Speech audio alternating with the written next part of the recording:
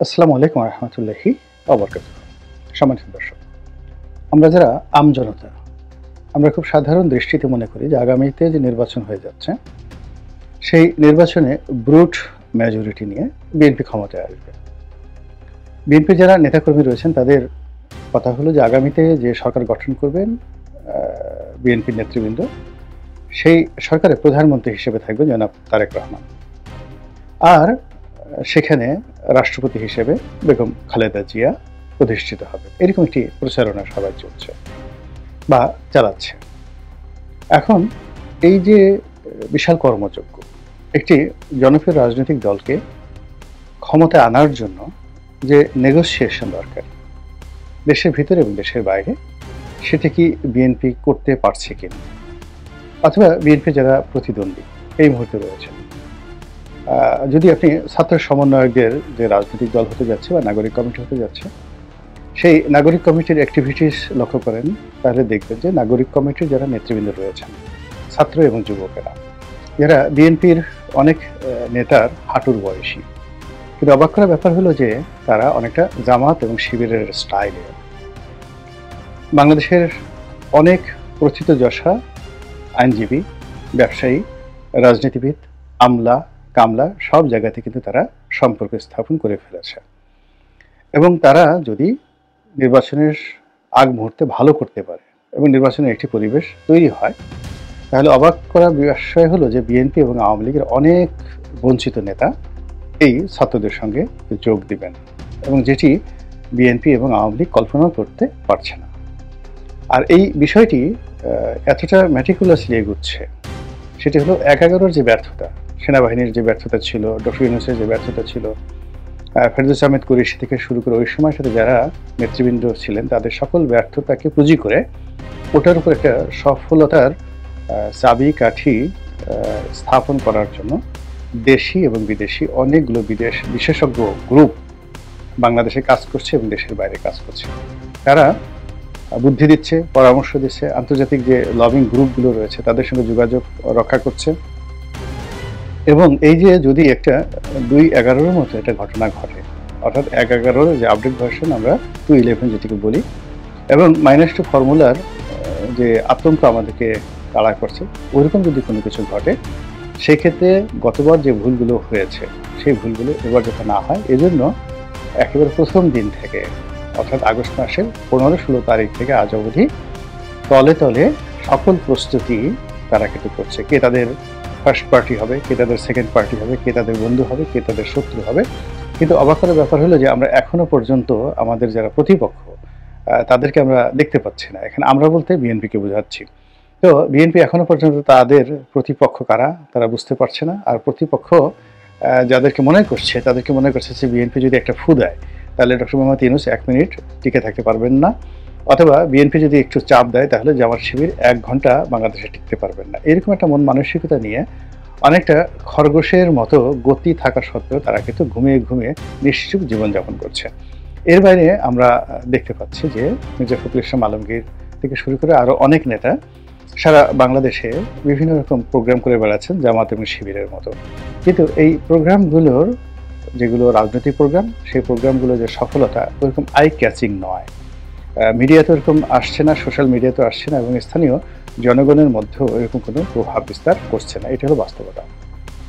এবং এরই মধ্যে একটি তাদের যে যুগান্তকারী একটি প্রোগ্রাম যেটি তারা করেছে তিস্তা নদীর পাড়ে, তিস্তার পানি বন্টন চুক্তি বাস্তবায়নের জন্য ভারতের বৈষম্যমূলক নীতি এবং ভারতের প্রতি চাপ প্রয়োগ করার জন্য তারা তিস্তা পাড়ে যে বৈঠকটি করেছে বা সমাবেশটি করেছে, সেখানে নেতারা যে কথাগুলো বলেছেন, তারপরে তাদের যে লক্ষ্য এবং উদ্দেশ্য স্পষ্টতই মনে হচ্ছে যে তারা দিল্লির যে আনুকূল্য এটি একদম চাচ্ছে না, এবং দিল্লির সঙ্গে কার্যত এখন মনে হচ্ছে তাদের সম্পর্কটা একেবারে তলানিতে রয়েছে। এবং দিল্লিও বলতে গেলে তাদের কোনো দিক থেকে তারা বিএনপির সঙ্গে রেসপন্ড করছেন বলে আমার কাছে মনে হচ্ছে না।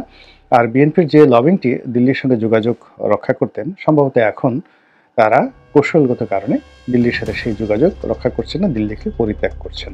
কিন্তু এখানে বাস্তবতা হলো যে বিএনপি যে কয়বারই ক্ষমতায় এসেছে, সেই ৭৫-১৫ আগস্টের পর থেকে আজ অবধি যে কয়বার ক্ষমতা এসেছে, শহীদ প্রেসিডেন্ট জিয়াউর রহমান এসেছেন, তারপরে জাস্টিস আব্দুল সাত্তার এসেছেন, বেগম খালেদা জিয়া এসেছেন। তো প্রতিবারই তাদেরকে ভারতের সঙ্গে একটা চমৎকার বন্ধুত্ব নিয়ে ক্ষমতায় থাকতে হয়েছে বা আসতে হয়েছে, আর সম্পর্কটি নষ্ট হয়ে যাওয়ার কারণে তাদেরকে কিন্তু সেখান থেকে চলে যেতে হয়েছে। এই বাস্তবতা বিএনপি যারা সিনিয়র নেতৃবৃন্দ রয়েছে তারা খুব ভালো করে বোঝেন। ২ নম্বর হলো যে বিএনপির যে সকল শীর্ষ নেতৃত্ব রয়েছেন, ওয়ান অফ দ্য টপ 10 শীর্ষ নেতৃত্ব, আমি নাম বললাম না।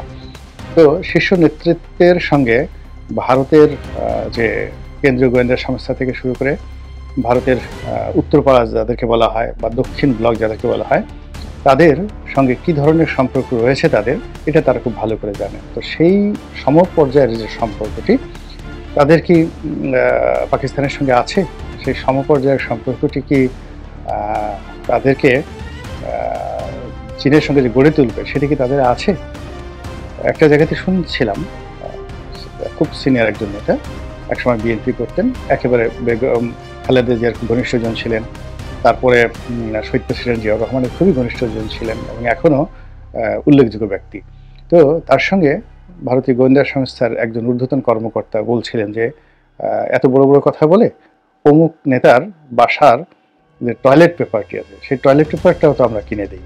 তো আপনি বোঝার চেষ্টা করেন যে কত বড় কথা। কেউ যদি প্রমাণ করতে চান আমি এই কথা পাবলিকলি প্রমাণ করে দিতে পারবো। তো যাই হোক, এখন এই যে সম্পর্ক, সেই সম্পর্কের জায়গাটাতে হঠাৎ করে ছেদ পড়ে গেছে। ছেদ পড়ে গিয়ে তারা এই যে তিস্তা পাড়ে যে সমাবেশ করলো, এটি স্পষ্টতই বোঝা যাচ্ছে যে ভারতের সঙ্গে যে সম্পর্কটি এটি আপাতত সেখানে স্থগিত করা হয়েছে বা তালাক দেওয়া হয়েছে বা পরিত্যাগ করা হয়েছে এট দিস মোমেন্টে। সেটা বার্গেনিংয়ের জন্য হতে পারে, অন্য কোনো কৌশলগত কারণ হতে পারে, বা এটা পাকিস্তানের চাপে হতে পারে বা কিংবা চীনের চাপে হতে পারে, সেটা আরেকটি বিষয়।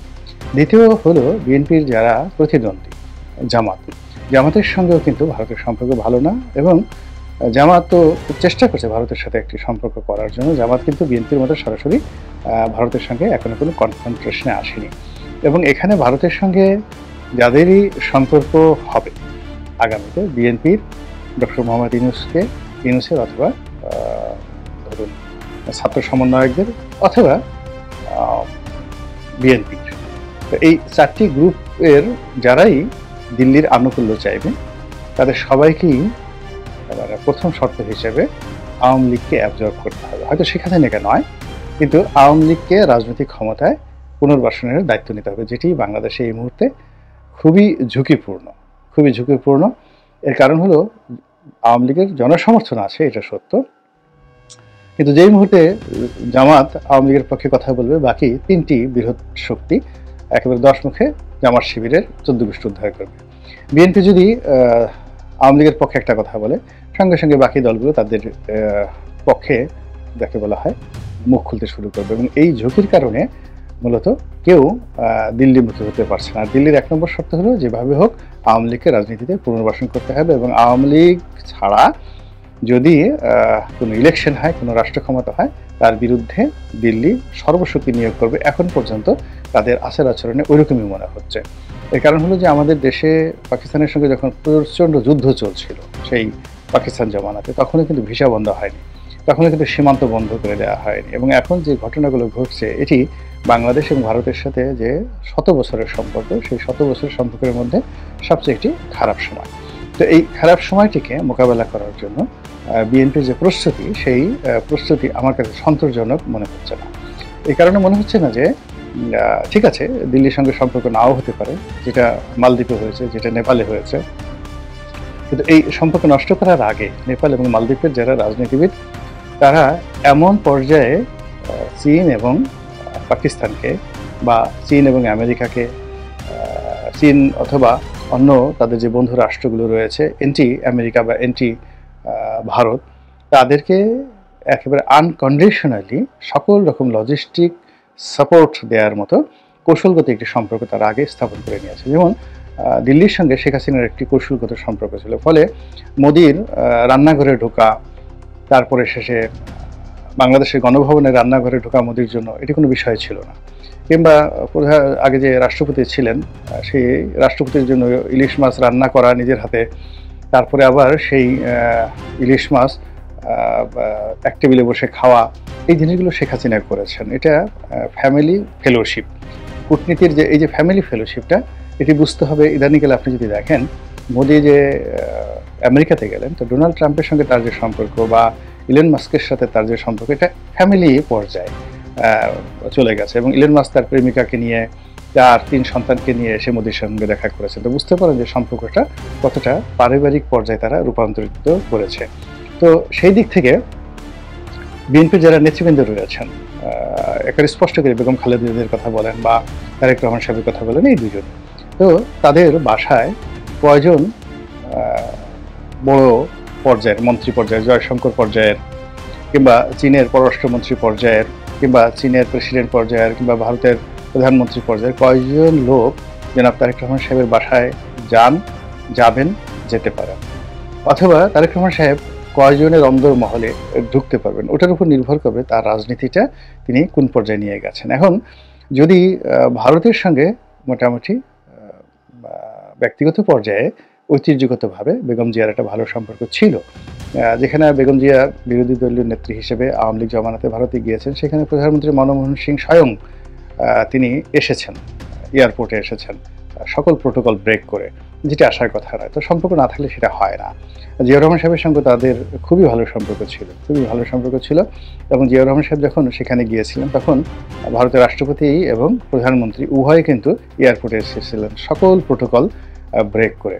তো এই জিনিসগুলো বাংলাদেশে এখন যারা রাজনীতি করতে চান তাদেরকে লাগবে, এবং সেই ব্যক্তিত্ব না থাকলে আপনি একটা প্রধানমন্ত্রী হবেন, আপনার আচার আচরণের চালচলনে প্রধানমন্ত্রীর ব্যক্তিত্বময়তা থাকতে হবে, প্রধানমন্ত্রীর আকর্ষণ থাকতে হবে, লিডারশিপ থাকতে হবে, এবং আপনার সঙ্গে প্রধানমন্ত্রী পর্যায়ের ঠিক ওরকম বন্ধুত্ব থাকতে হবে। আপনি চিন্তা করেন, ভারতের নরেন্দ্র মোদী, অমিত শাহের কথা বাদ দেন, আপনার সঙ্গে রাহুল গান্ধীর সম্পর্ক থাকতে অসুবিধা কি? কেন আপনাদের সঙ্গে বন্ধুত্ব হবে না? কেন বেনজির ভুট্টোর ছেলে বিলাল ভুট্টোর সঙ্গে সম্পর্ক হবে না? শাহবাজ শরীফের সঙ্গে সম্পর্ক হতে পারে ভেরি ইজিলি, কেননা এরা তো তৃতীয় জেনারেশনের পলিটিশিয়ান। তো তৃতীয় জেনারেশনের পলিটিশিয়ান হিসেবে তারেক রহমান সাহেবের সঙ্গে এদের সবারই পারিবারিক সম্পর্ক হতে পারে।